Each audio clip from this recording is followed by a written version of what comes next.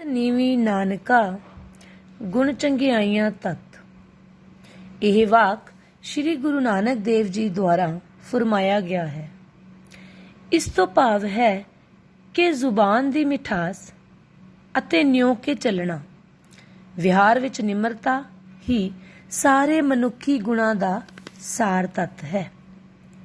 ਇਸ ਵਿਚਾਰ ਨੂੰ ਸਪਸ਼ਟ ਕਰਨ ਲਈ ਗੁਰੂ ਜੀ ਨੇ ਸਿੰਮਲ ਰੁੱਖ ਦੀ ਮਿਸਾਲ ਦਿੱਤੀ ਹੈ।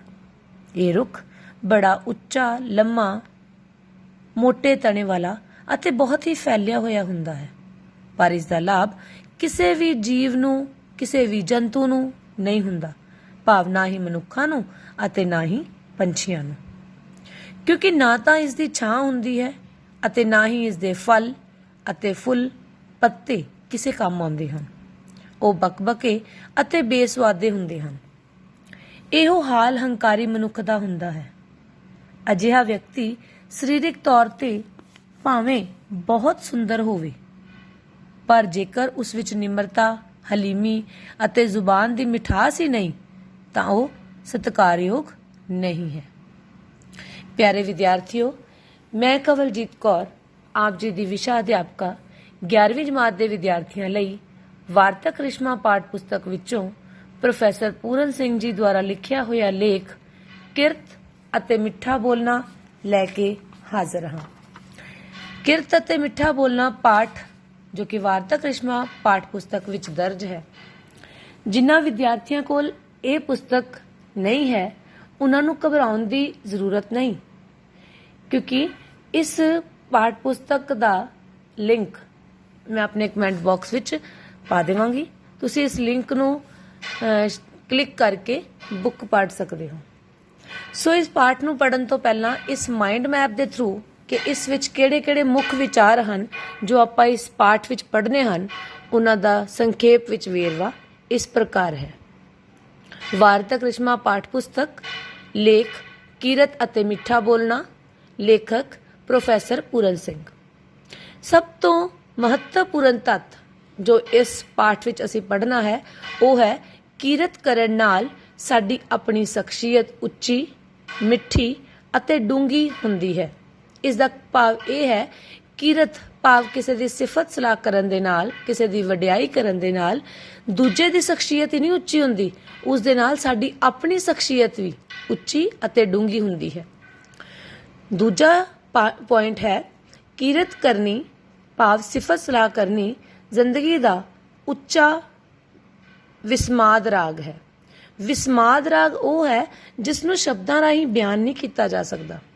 ਕਿਸੇ ਦੀ ਸਿਫਤ ਕਰਨੀ ਭਾਵ ਸਾਡੀ ਜ਼ਿੰਦਗੀ ਵਿੱਚ ਇੱਕ ਵਿਸਮਾਦ ਰਾਗ ਸ਼ਾਮਲ ਹੋ ਜਾਂਦਾ ਹੈ। ਅਗਲਾ ਪੁਆਇੰਟ ਜਿਹੜਾ ਆਪਾਂ ਇਸ ਪਾਠ ਵਿੱਚ ਪੜ੍ਹਨਾ ਹੈ ਉਹ ਹੈ ਕੋਈ ਵੀ ਗੱਲ ਮੰਨੋ ਨਾ, ਆਪ ਤਜਰਬਾ ਕਰਕੇ ਵੇਖੋ। ਇਸ ਕਥਨ ਦਾ ਭਾਵ ਇਹ ਹੈ ਕਿ ਕੋਈ ਵੀ ਗੱਲ ਜੇਕਰ ਸਾਨੂੰ ਕੋਈ ਕਹਿੰਦਾ ਹੈ ਕਿ ਇਹ ਗੱਲ ਇਸ ਤਰ੍ਹਾਂ ਹੋਈ, ਉਸ ਨੂੰ ਮੰਨੋ ਨਾ, ਸਗੋਂ ਉਸ ਦਾ ਆਪ ਤਜਰਬਾ ਕਰੋ, ਉਸ ਦਾ ਆਪ ਐਕਸਪੈਰੀਮੈਂਟ ਕਰੋ, ਫਿਰ ਐਕਸਪੀਰੀਅੰਸ ਲੈ ਕੇ ਤਾਂ ਉਸ ਗੱਲ ਨੂੰ ਮੰਨੋ।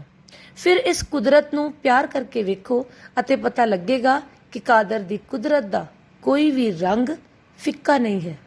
ਜਦੋਂ ਅਸੀਂ ਕਾਦਰ ਦੀ ਕੁਦਰਤ ਦੇ ਨਾਲ ਪਿਆਰ ਪਾ ਲਵਾਂਗੇ, ਉਸ ਨਾਲ ਨਾਤਾ ਜੋੜ ਲਵਾਂਗੇ, ਤਾਂ ਸਾਨੂੰ ਉਸ ਕਾਦਰ ਦਾ ਅਤੇ ਉਸ ਵਿਚਲੀ ਕੁਦਰਤ ਦਾ ਅਹਿਸਾਸ, ਉਸ ਦੀ ਕੁਦਰਤ ਦਾ ਪਤਾ ਲੱਗ ਜਾਵੇਗਾ ਤੇ ਫਿਰ ਸਾਨੂੰ ਕੋਈ ਵੀ ਰੰਗ ਫਿੱਕਾ ਨਹੀਂ ਲੱਗੇਗਾ। ਇਸ ਤੋਂ ਇਲਾਵਾ ਇਸ ਪਾਠ ਵਿੱਚ ਅਸੀਂ ਪੜਾਂਗੇ ਕਿ ਜਦੋਂ ਸਾਡਾ ਅੰਦਰਲੀ ਦੌਲਤ ਨਾਲ ਭਰਿਆ ਹੋਵੇ, ਭਾਵ ਸਾਡੇ ਅੰਦਰ ਵਿੱਚ, ਮਨੁੱਖ ਦੇ ਅੰਦਰ ਉਸ ਵਿਚਲੀ ਅੰਦਰਲੀ ਦੌਲਤ ਕਿਹੜੀ ਹੈ, ਜਿਹੜੇ ਉਸਦੇ ਆਪਣੇ ਗੁਣ ਹੈ, ਉਸ ਨਾਲ ਭਰਿਆ ਹੋਵੇ ਤਾਂ ਉਹ ਫਿੱਕਾ ਬੋਲ ਹੀ ਨਹੀਂ ਸਕਦਾ। ਸੋ ਜਦੋਂ ਵਿਅਕਤੀ ਆਪ ਗੁਣਾਂ ਨਾਲ ਭਰਿਆ ਹੋਵੇਗਾ, ਬਲਵਾਨ ਹੋਵੇਗਾ ਗੁਣਾਂ ਦੇ ਨਾਲ, ਤਾਂ ਉਹ ਕਦੀ ਵੀ ਕਿਸੇ ਨਾਲ ਫਿੱਕਾ ਬੋਲ ਨਹੀਂ ਬੋਲ ਸਕੇਗਾ। ਉਸ ਨੂੰ ਗਿਆਨ ਹੋਵੇਗਾ ਕਿ ਸਾਰਾ ਪਰਮਾਤਮਾ ਦਾ ਹੀ ਪਸਾਰਾ ਹੈ, ਅਸੀਂ ਪਰਮਾਤਮਾ ਦੇ ਸਾਰੇ ਜੀਵ ਹਾਂ, ਤਾਂ ਉਹ ਕਿਸੇ ਨਾਲ ਵੀ ਫਿੱਕਾ ਬੋਲ ਨਹੀਂ ਬੋਲੇਗਾ। ਅਗਲਾ ਪੁਆਇੰਟ ਇਸ ਪਾਠ ਵਿੱਚ ਅਸੀਂ ਸਾਂਝਾ ਕਰਾਂਗੇ ਉਹ ਹੈ ਫਿੱਕਾ ਬੋਲਣਾ ਉਹ ਨੁਕਤਾਚੀਨੀ ਹੈ ਜਿਹੜੀ ਵੱਡੀਆਂ ਚੀਜ਼ਾਂ ਨੂੰ ਨਿੱਕਾ ਕਰਕੇ ਦੱਸਦੀ ਹੈ। ਹੁਣ ਜਦੋਂ ਅਸੀਂ ਕਿਸੇ ਵੱਡੇ ਵਿਅਕਤੀ ਦੀ, ਉਸਦੇ ਗੁਣ ਦੀ ਨੁਕਤਾਚੀਨੀ ਕਰਾਂਗੇ ਤਾਂ ਉਸ ਵਿਅਕਤੀ ਦੇ ਵੱਡਪਨ ਵਿੱਚ ਕੋਈ ਫਰਕ ਨਹੀਂ ਪਵੇਗਾ, ਸਗੋਂ ਇਸ ਦੇ ਉਲਟ ਅਸੀਂ ਆਪ ਆਪਣੀ ਉਸ ਨੁਕਤਾਚੀਨੀ ਦੇ ਔਗੁਣ ਕਰਕੇ ਆਪਣੇ ਆਪ ਨੂੰ ਨਿੱਕਾ ਕਰਕੇ ਦੱਸਾਂਗੇ।